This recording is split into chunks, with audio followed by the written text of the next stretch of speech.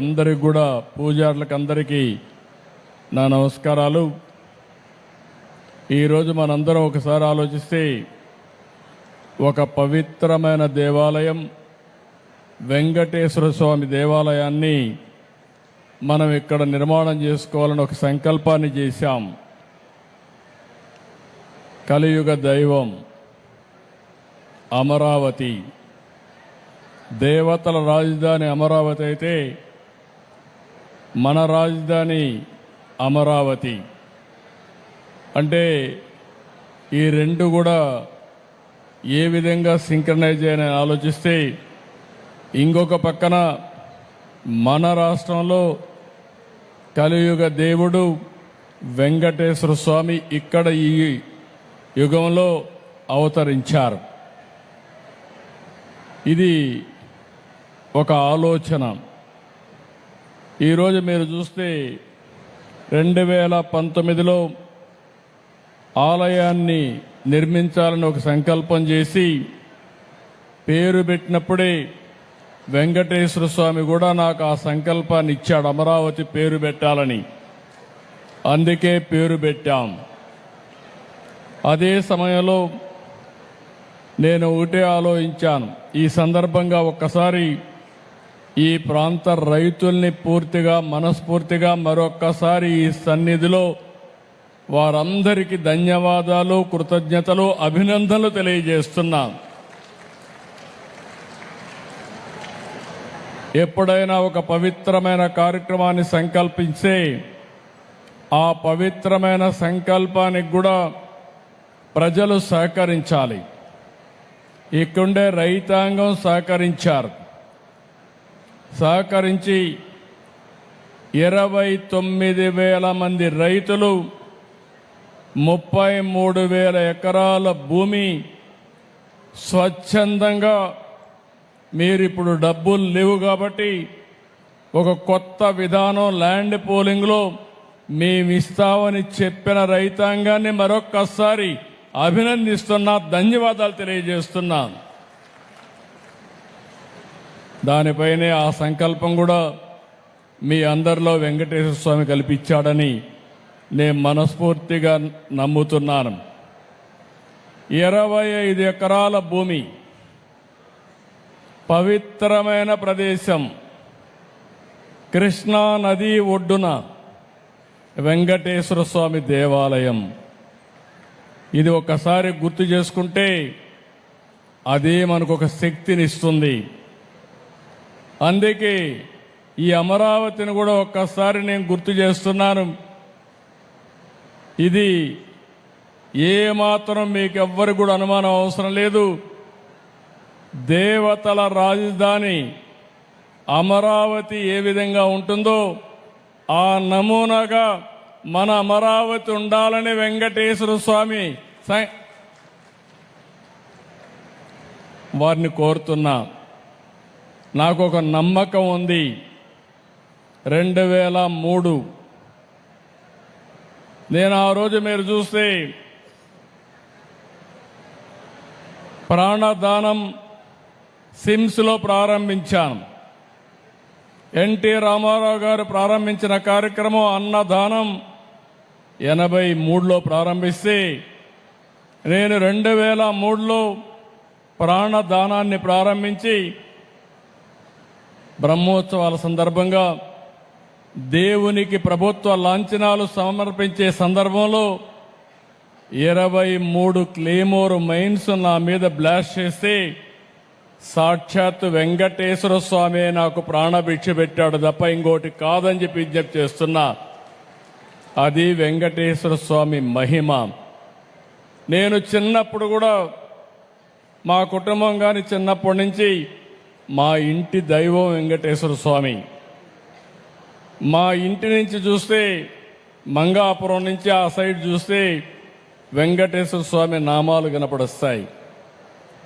ఆయన్ని చూస్తూ బతికాం. ఆయన పాద పద్మాల చింతన అనునిత్యం తరించాం, ముందుకెళ్ళాం. అందుకే నేను ఎప్పుడు కూడా వెంకటేశ్వర స్వామికి గాని అప్రతిష్ట పాలొచ్చే ఏ పని చెయ్యను. ఎవరిని చెయ్యనియనని మరొక్కసారి మీ అందరికీ విజ్ఞప్తి చేస్తున్నా. కలియుగ దేవుడు అనుకున్నప్పుడు, ఆ దేవుడి సన్నిధిలో మనం ఉన్నప్పుడు ఒక పవిత్రత ఉండాలి, ఒక పరిశుభ్రత ఉండాలి, స్వచ్ఛమైన ఆలోచనలు ఉండాలి. అప్పుడే దేవుడికి నిజమైనటువంటి భక్తితో మనం పనిచేసే పరిస్థితి వస్తుందని చెప్పి కూడా నేను మీకు తెలియజేస్తున్నా. అందుకే మీరందరూ ఒక్కసారి ఆలోచిస్తే, నేను ఎప్పుడు పోయినా వెంకటేశ్వర స్వామి దగ్గరికి పోతే ఎప్పుడు కూడా క్యూలోనే పోతాను. ఎప్పుడు కూడా నేను ముఖ్యమంత్రిగా అక్కడ వెళ్ళను, ఒక భక్తుడిగా వెళతాను, ఒక భక్తి భావంతో వెళ్తాను. వెళ్ళినప్పుడు అక్కడ సామాన్య భక్తుడిగానే ఉండాలి తప్ప ఒక ముఖ్యమంత్రిగా పెత్తందారిగానో లేకుంటే హోదాతో ఉండడం కరెక్ట్ కాదనేది నా భావన. నేను వెంకటేశ్వర స్వామిని చూశాను. కొంతమంది తప్పులు చేస్తారు. తప్పులు చేస్తే చాలాసార్లు చెప్పేవాళ్ళు. కొంతమంది మనం అనుకోది వేరే జన్మలో మనల్ని శిక్ష పడుతుంది, మనం నష్టపోతాం అనుకుంటాం. కానీ వెంకటేశ్వర స్వామి మాత్రం ఈ జన్మలోనే తప్పు చేసిన వాళ్ళకి శిక్ష ఇస్తాడని కూడా మీ అందరికీ విజ్ఞప్తి చేస్తున్నా. ఇది నా అనుభవం. ఇక్కడుండే పాలక మండలి కావచ్చు, ఉద్యోగస్తులు కావచ్చు, పూజారులు కావచ్చు, ఎవరైనా అక్కడికి పోయిన వాళ్ళు కావచ్చు, ఎవరైనా కానీ ఇది నా అనుభవం. నేను చూశాను, క్లోజ్గా కూడా వాచ్ చేశాను. కానీ ఈరోజు అలాంటి సందర్భంలో మనం ఆలోచిస్తే ఆయన పవిత్రతను ఆయనే కాపాడుకుంటున్నాడు. ఈరోజు మీరు ఒక్కసారి ఇక్కడ చూస్తే పోయిన ప్రభుత్వం విధ్వంసం తప్ప ఏమి మంచి చేసిన సందర్భాలు లేవు. ఇక్కడ రైతాంగం మంచి చేసి మంచి సంకల్పంతో భూమి ఇస్తే 5 ఏళ్లు ఈ రైతుల్ని ఎంత వేధించాడో ప్రత్యక్షంగా మనం చూశాం. నరకాన్ని చూపించారు. కానీ ఎప్పుడూ దేవుడు ఉంటాడు. మీరు ఆ వెంకటేశ్వర స్వామిని నమ్ముకున్నారు. ఇక్కడి నుంచి ఏదైతే న్యాయస్థానాన్ని నుంచి నేరుగా దేవస్థానానికి యాత్ర కూడా చేసి ఈ రాజధానిని కాపాడుకోవడానికి అనునిత్యం పనిచేసిన ఈ ప్రాంత రైతాంగాన్ని మనస్ఫూర్తిగా అభినందిస్తున్నా, ధన్యవాదాలు తెలియజేస్తున్నా.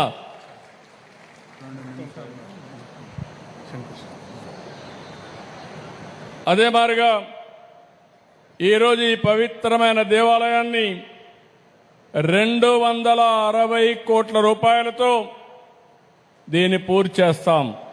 నేను ఒకటే దేవస్థానాన్ని కోరుతున్నా, ఈ యొక్క అమరావతినే కాకుండా ఈ ప్రాంతాన్ని కాపాడవలసిన బాధ్యత ఈ దేవాలయం పైన ఉంది. ఆ శక్తినివ్వాలి, ఎనర్జీనివ్వాలి. ఆ 260 కోట్ల రూపాయలు ఖర్చు పెట్టి తిరుపతి ఏ విధంగా అయితే ప్రాంగణం ఉంటుందో అదే విధంగా దీన్ని తయారు చేసే బాధ్యత, 2.5 సంవత్సరాల్లో పూర్తి చేసే బాధ్యత టీటీడీ తీసుకోవాల్సిందిగా మరొక్కసారి కోరుతున్నా. ఇంకో పక్కన ఈరోజు నేను ఒకటే ఆలోచించాను. ఎన్టీ రామారావు గారు ప్రారంభించింది అన్నదానం, నేను ప్రారంభించింది ప్రాణదానం, 3వది శ్రీవారి సేవకులు, 4వది దేవాలయాల నిర్మాణం. భక్తులు ముందుకు రావాలి. మీరు ఎంతో ఆస్తులు సంపాదిస్తారు, కానీ మీ పిల్లలకిస్తే వాళ్ళు అనుభవిస్తారు, కొంతమంది పోగొట్టుకుంటారు. పవిత్రమైన కార్యక్రమాలు చేస్తే మంచి పని చేశామనే తృప్తి మీకుంటుంది. దానికి ముందుకు రావాల్సిందిగా మిమ్మల్ని కోరుకుంటూ, ఈరోజు ఈ కార్యక్రమానికి వచ్చిన మిమ్మల్ని అందరినీ మనస్ఫూర్తిగా అభినందిస్తూ, వెంకటేశ్వర స్వామి మనందరినీ కరుణించాల్సిందిగా, దీవించాల్సిందిగా, అల్టిమేట్గా నా ఆలోచన ఒకటే, హెల్తీ, వెల్తీ, హ్యాపీ సొసైటీ. ఆరోగ్యం, సంపద, ఆనందం, ఈ 3 ప్రతి ఒక్కరికి ఇవ్వాల్సిందిగా వెంకటేశ్వర స్వామిని ప్రార్థిస్తూ మీ అందరి దగ్గర సెలవు తీసుకుంటున్నా. నమస్కారాలు. ఓం నమో వెంకటేశాయ. గౌరవ రాష్ట్ర ముఖ్యమంత్రి వర్యులు శ్రీ నారా చంద్రబాబు నాయుడు గారికి హృదయపూర్వక ధన్యవాదాలు.